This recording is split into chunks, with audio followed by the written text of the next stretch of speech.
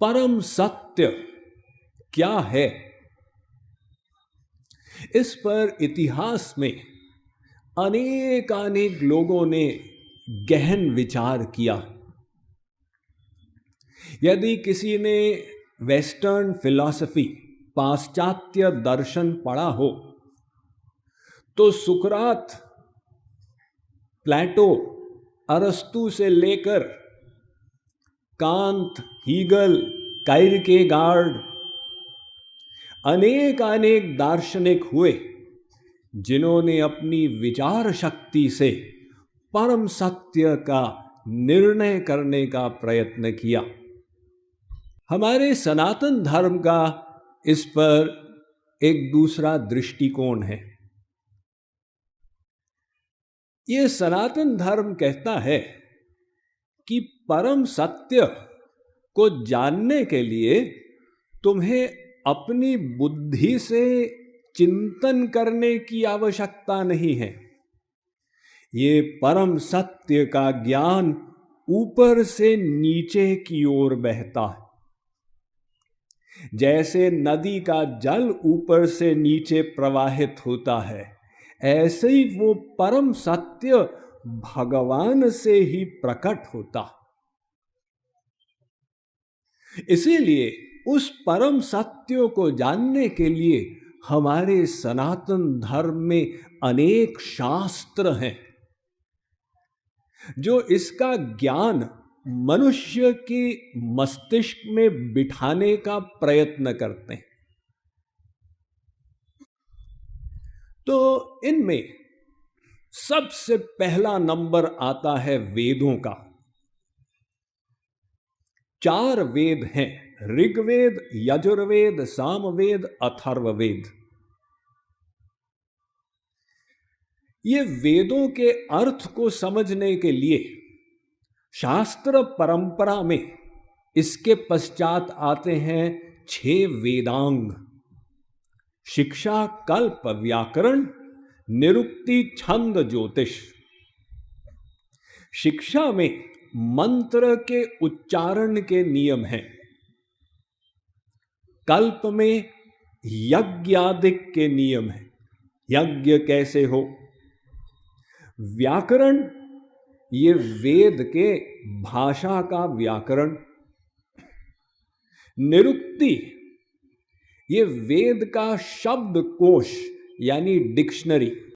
छंद, इसमें मंत्र के उच्चारण के स्वरों का ज्ञान। और ज्योतिष, ये ज्योतिष शास्त्र। तो ये 6 वेदांग कहलाते हैं। इसके बाद आते हैं 4 उपवेद। इनमें लौकिक ज्ञान है। हमारा वेद भौतिक विज्ञान का भी समर्थन करता, खंडन नहीं करता। तो इसीलिए इन उपवेदों में सांसारिक ज्ञान है। ऋग्वेद का उपवेद है अर्थवेद। इसमें अर्थशास्त्र का विज्ञान आता। यजुर्वेद का उपवेद है धनुर्वेद। इसमें शस्त्र विद्या का विज्ञान है। सामवेद का उपवेद है गांधर्व वेद। इसमें गायन विद्या। और अथर्ववेद का उपवेद ये आयुर्वेद, औषधि ज्ञान। इसके पश्चात आते हैं 2 इतिहास ग्रंथ यानी हिस्टोरिकल टेक्स्ट। हिस्ट्री में क्या हुआ, तो एक रामायण, एक महाभारत, जिसका हमारे भारतीय संस्कृति पर इतना गहरा प्रभाव है कि अधिकांश मंदिर, उपासना पद्धतियां, कीर्तन सब इन इतिहास पर आधारित। और उनके साथ में है 18 पुराण। ये वेद व्यास जी ने 18 पुराण लिखे। कुछ सत्वगुण के अंतर्गत पद्म पुराण, वराह पुराण, गरुड़ पुराण, नारद पुराण, भागवत पुराण, कुछ रजोगुण के अंतर्गत ब्रह्म पुराण, ब्रह्मांड पुराण, भविष्य पुराण, मार्कंडेय पुराण इत्यादि, कुछ तमोगुण के अंतर्गत स्कंद पुराण, लिंग पुराण, सूर्य पुराण, अग्नि पुराण, वायु पुराण। तो ये 18 पुराण हुए। इसके बाद आए षड दर्शन। 6 ऋषि मुनियों ने शास्त्र के एक अंश को समझाने के लिए 6 दर्शन लिख डाले। तो महर्षि जैमिनी ने लिखा मीमांसा दर्शन, जिसमें कर्मकांड का विस्तार किया। वेद व्यास जी ने लिखा वेदांत दर्शन, जिसमें प्योर फिलॉसफी लिखी। महर्षि गौतम ने लिखा न्याय दर्शन। महर्षि कणाद ने लिखा वैशेषिक दर्शन। महर्षि पतंजलि ने योग दर्शन प्रकट किया और महर्षि कपिल ने सांख्य दर्शन लिखा। इसके बाद आती हैं स्मृतियां। सैकड़ों स्मृतियां हैं, 100 स्मृतियां। मनुस्मृति, पराशर स्मृति, याज्ञवल्क्य स्मृति इत्यादि। फिर आते हैं निबंध। हजारों निबंध हैं, यानी यूं समझे जैसे पीएचडी थीसिस होता है, तो ऋषि मुनियों ने निबंध लिख डाले। ये हमारी शास्त्रों की परंपरा है, जिसके आधार पर हम लोग इस सनातन वैदिक धर्म में, जिसको संसार में हिंदू धर्म भी कहते हैं, हम परम सत्य का निर्णय करते हैं, उसका ज्ञान प्राप्त करते हैं। तो इनमें कुछ शास्त्र श्रुति कहलाते हैं। ये श्रुति शास्त्र कौन से हैं? जिनको किसी ने लिखा नहीं, लेकिन हैं, जिनको भगवान ही अपनी वाणी से प्रकट करता। ये 4 वेद, निश्वसितमस्य वेदा। जब भगवान सृष्टि करता है और जीवों को संसार में उत्पन्न करता है, तो जीवों के मार्गदर्शन के लिए वो भगवान वेदों को प्रकट करता। सर्वप्रथम वो वेद ब्रह्मा जी के हृदय में प्रकट किए गए। तेने ब्रह्म हृदय आदि कवये। वहां से वो नीचे आते चले गए। गुरु शिष्य को सुनाते थे। वो शिष्य श्रुतिधारी होते थे, अर्थात सुनकर उसे याद कर लें। ऐसी बातें आजकल के संसार में काल्पनिक प्रतीत होंगी। ऐसी फोटोग्राफिक मेमोरी एक बार सुन के याद हो गया, किंतु पूर्व युगों में लोगों के पास ऐसी शक्ति थी। 5000 वर्ष पहले जब कलयुग प्रारंभ हो रहा था, वेद व्यास जी ने अपनी दूरदर्शिता से देखा कि आने वाले लोगों के पास ऐसी स्मरण शक्ति नहीं होगी। लोग तो 3 घंटे में भूल जाते हैं। किसी को कुछ कहो, ऐसा करो, ठीक है स्वामी जी। 3 घंटे बाद पूछा, काम हुआ? मैं भूल गया स्वामी जी। लो, क्या मेमोरी है, 3 घंटे में भूल गए। तो वेद व्यास जी ने ये भविष्य देखा और वो वेदों को लिख डाला। तो क्योंकि ये वेद श्रुति परंपरा से आए, वेद व्यास जी ने कोई नए वेद नहीं लिखे, उनका नाम पड़ गया श्रुति। और अन्य जो शास्त्र हैं, इनको कहते हैं स्मृति। स्मृति क्यों? बड़े बड़े ऋषि मुनियों ने तपस्या की और भगवान की कृपा से उनके हृदय में दिव्य ज्ञान प्रकट हुआ। अर्थात भगवान की कृपा शक्ति से उन्होंने दिव्य ज्ञान का स्मरण किया और उसे फिर हम सब जीवों के कल्याण के लिए लिपिबद्ध कर दिया। तो क्योंकि वो सब शास्त्र ऋषि मुनियों के स्मरण शक्ति से प्रकट किए गए, उन्हें स्मृति कहते हैं।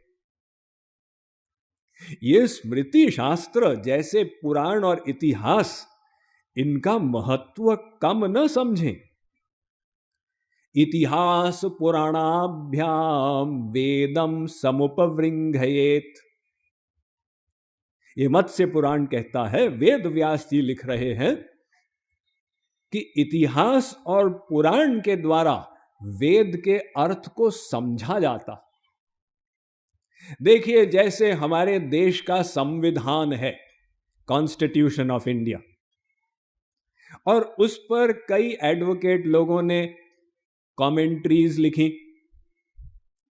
तो एक लॉ का विद्यार्थी वो ओरिजिनल कॉन्स्टिट्यूशन को पढ़ता ही नहीं, संविधान को, लोगों की कमेंट्रीज को पढ़ के और लॉ का ज्ञान प्राप्त कर लेता। ऐसे ही वेद व्यास जी कह रहे हैं कि इतिहास और पुराण के द्वारा तुम वेद के अर्थ को समझो। तो हमारा सनातन धर्म श्रुति शास्त्र एवं स्मृति शास्त्र दोनों का सम्मान करता। ये होते हुए भी श्रुति शास्त्र का स्थान सर्वोच्च, यानी 4 वेद का, क्योंकि इनको किसी ने बनाया नहीं, लिखा नहीं, ये भगवान से ही प्रकट किए गए। तो भूतम भव्यम भविष्यंच सर्वान वेदात प्रसिद्ध्यति, किसी भी तत्व का निर्णय हमारे सनातन धर्म में वेदों के आधार पर किया जाता। ऐसे नहीं कि कोई बाबा जी आके कुछ बोल दें। आपको पूछने का अधिकार है, वेदों में ऐसा कहां लिखा है। जब वेद से कंफर्म हो गया तो फिर वहां पर संदेह समाप्त। इसलिए श्रुति ग्रंथ, श्रुति शास्त्र, ये सर्वोपरि हो गए सनातन धर्म में।